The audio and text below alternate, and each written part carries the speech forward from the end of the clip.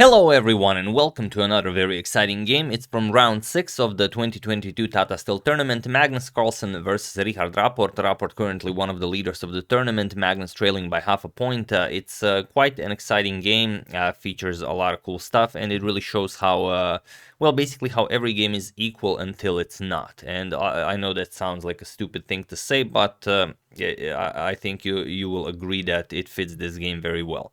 So let's check it out. Magnus starts with knight to f3. He goes for the reti opening. We have d5 by Rapport, d4 by Magnus, knight to f6, and c4. And now we have e6, basically transposing into a queen's gambit declined.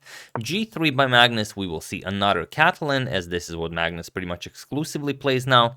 d captures on c4 and bishop to g2. We have knight to c6 and now castles. And here, rook to b8. This is the main idea. You want to play b5 and you do not want your rook stuck on a8 when the position opens up, and then there are some knight to e5 ideas and anything can happen, similar to what we've seen in the World Chess Championship match between Magnus and Nepo.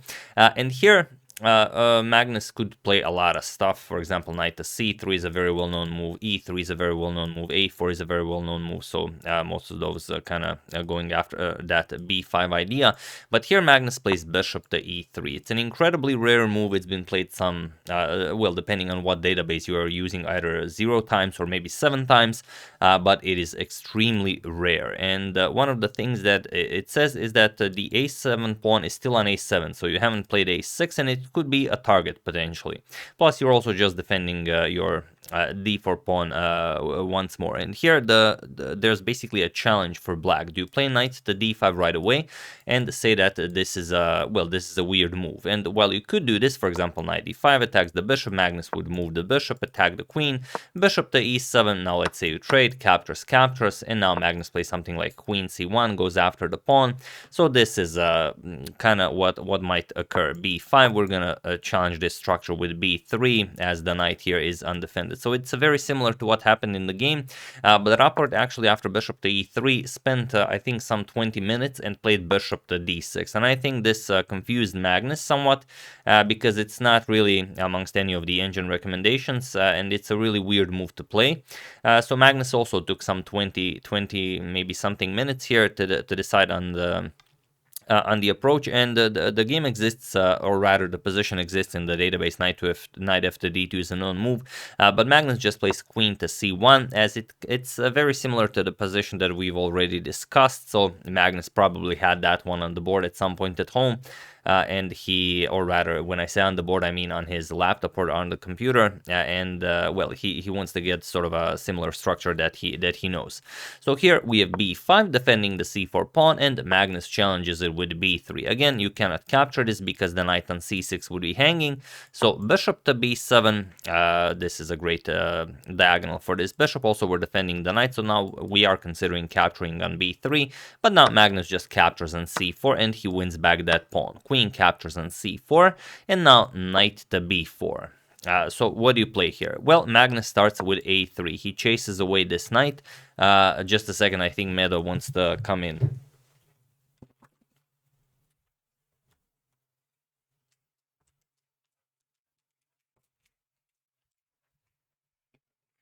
Yeah, that was Medo. All right, so a3, challenging the knight, and now knight is shifted over to d5. So knight b to d5, and now we have bishop to g5. We do not want to trade this bishop for a knight, so bishop to g5, and here Rapport finally castles. We have knight b to d2, Magnus needs to continue development, and h6, asking what do you do with this bishop? And now Magnus decides to give up the bishop pair. We have bishop captures, knight captures, and now rook f to c1. So both players have pretty much developed all of their pieces, and the situation is Rapport has the bishop pair, and it's a very nice bishop pair, and Magnus has 2 pawn islands, and Rapport has 3 pawn islands. So Magnus is a little bit better here, so if possible, it's gonna be maybe a little bit hard for Rapport to defend those isolated pawns, but should be okay. I mean, you do have the bishop pair and everything should be fine, but they are both burning an incredible amount of time, and it's only move 16. So here we have queen to sorry, knight to d7, now with ideas of maybe shifting the knight over here, then to d5, but also on b6 is just a very nice piece. And now queen to a4, moving with tempo as the a7 pawn is still unprotected. But now Rapport just plays c5. And what do you do here? The idea is if d captures on c5, we're going to play knight captures on c5, attack the queen, and now Magnus has to go back, and black just retains a better position, because if you capture this, rook to a8 will trap the queen. There's nowhere the black queen can go to, as the knight here also defends the bishop on b7. So here, after c5, queen captures on a7 right away by Magnus. He accepts the challenge, and he says, what do you got? And both players are down to 25 minutes already, and only move 18. So we still need to play 22 more moves to reach time control. And here, it's a really complicated position. For example, I will give you the absolute top idea that the engine well, is suggesting, and that is bishop to d5. Such a funky move to play, but once you see it, you believe it, because the point is, before this move is played, you want to play the rook to a8 and trap the queen, but we can't do that because the bishop here is hanging, and we still haven't had the trade here, so the knight defends the bishop. So that's why you move the bishop, and now you are threatening this very nasty rook to a8 move. And after the queen moves to a6, now we play attack the bishop. Bishop will move to e7. Now we're going to play e3, and now we're just going to have a trade, rook to a8, and after the queen moves, for example, queen to d3, now look at this, the a3 pawn will also become attacked, so c captures on d4, knight captures on d4, and now a lot of moves are possible. The bishops here can be traded off first, also you can capture on a3, so black will not have any problems defending this. But after queen captures on a7, Rapport does not go for this, and since both of them are playing this incredibly complicated engine preparation, you have to spot, even when you're out of theory, you're out of book, you have to continue playing like an engine, otherwise your position just becomes bad. So here, Rapport played bishop captures on f3, and now Magnus needs to decide what to capture with. Of course, we're not considering pawn captures, but knight captures and bishop captures is definitely an option. The idea, if knight captures, then again, rook to a8, and everything gets traded off. Let's say queen b7, we're going to capture here, knight captures, we can play rook captures on a3, equal material, nothing to worry about pretty much for black, so he would enjoy this. So Magnus decides to go for bishop captures on f3. It's a little bit more complicated, but the bishop is not blocked by the knight, so rook to a8 will not be an option in any of the lines.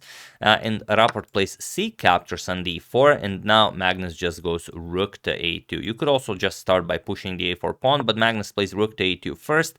It prevents rook to b2, could be annoying in some lines. Also, you can double up on the c file, you can double up on the a file easily, so it's a very flexible idea. And here, again, you have to play very precisely, and the idea you want to play is knight to e5. There are some tricky d3 moves, but knight to e5 is basically what you want to go for.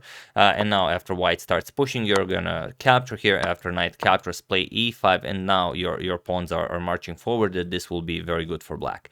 However, after rook to a2, Rapport played queen to e7, and although it doesn't seem like all that much has changed, this is a very big change in the position, and Magnus now just starts pushing the past a pawn. And how are you stopping this? The bishop here controls the a8 square, and on top of that we have bishops of opposite color. So while defending this position, it's as we usually say, black is basically down a piece, because the dark square bishop will not be able to oppose the light square bishop.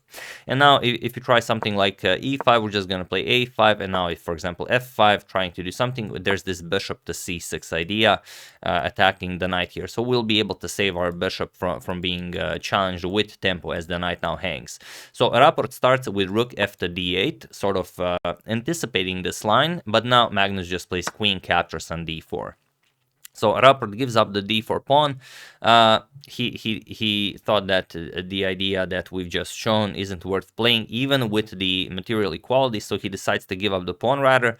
But now rook to b4, attacking the queen, queen to c3, and knight to b6. It seems like you have compensation for the pawn, as your pieces are very active, but again, a5 with tempo chases away the knight. We have queen to a7. Now you can't capture because the rook is hanging, but now Magnus just pins the knight, queen to e3. Now the knight cannot move, or rather you could move the knight, you could play something like knight here, but then the problem is rook captures on c8. We just remove the defender of the queen, and if queen captures on e3, we of course first capture the rook with check. After king moves, we pick up the queen, and we are up too much material. So after queen e3, bishop to e7 is played, and now Magnus just plays rook c to c2, doubling up here on the second rank, and now the rook is guarding the rook on a2, so you can just play a captures on b6.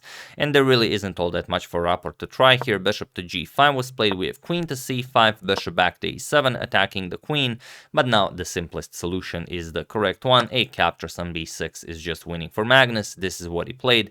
Point being, if the queen is captured, we're going to play b captures on a7, and white is completely winning now. And if queen captures on a2, which was played in the game, now Magnus just picks up on e7, now threatening the rook here. Also the queen is hanging, so Rapport captures on c2, but now we play queen captures on d8 with check, king to h7, and now b7. The pawn is nicely protected by the bishop, our queen covers the knight, and it was in this position on move 31 that Richard Rapport resigned the game, as there is nothing more to be done here. So really a brutal display of how complicated chess is. Rapport played everything perfectly basically, and he's having an amazing tournament so far. But one slight misstep in such a critical position, where I mean, according to the engine, it's not much. It's like 1.4, 1.5. But when you're a human playing against Magnus is up upon it, and it's a passed outside past a pawn. That's not something you stop easily. You have to play perfect chess, and that's not easy. So this was a well-deserved win for Magnus. And well, if you look at the score, Magnus is not doing all that great. Okay, he caught up to the leaders, but out of all the games that he played, he should have won like 3 more if he was able to well, seize the advantage that he got, but his opponents defended well, and he didn't find the best continuations, and this is something that will be necessary if Magnus is to reach his new set goal of reaching 2900 rating in classical chess. And you resign here, as I know you guys like me to finish the games. For example, we're threatening just queening the pawn, so you have to play something to stop this, but now we can just play queen d7. We attack this pawn, and there's really nothing black can do. Everything is nicely defended. If you try king g6 to defend the f7 pawn, we can even sacrifice the bishop here. Now you have to capture, otherwise we just pick up here. So captures with check, and now it's a king hunt that will not end well for black. Knight f3, king to g4, queen g6 check, king to h3, and now we finish it with a nice checkmate. Queen h5 check, only move rook blocks, and now queen captures on h4 will be checkmate. So this is what would happen if they actually continue the game, but of course Rapport knows that there is no point in continuing this. So yeah, that's the game. I hope you guys enjoyed it. Very nice victory by Magnus. We'll see what happens in the other games. We're definitely showing at least one more game from this round, and then we're going to discuss the standings. I would like to thank Matthew Valdez, Mohan Chudalandi, Malaki Hevehan, Ron Swanson, and Tom Earl for a contribution to my channel. Thank you a lot. I really appreciate it. As usual, you can check 2 of my previous videos here. Thank you for watching, and I will see you soon, continuing the coverage of this spectacular tournament until it finishes. So thank you all. I will see you soon, and have an excellent rest of your day.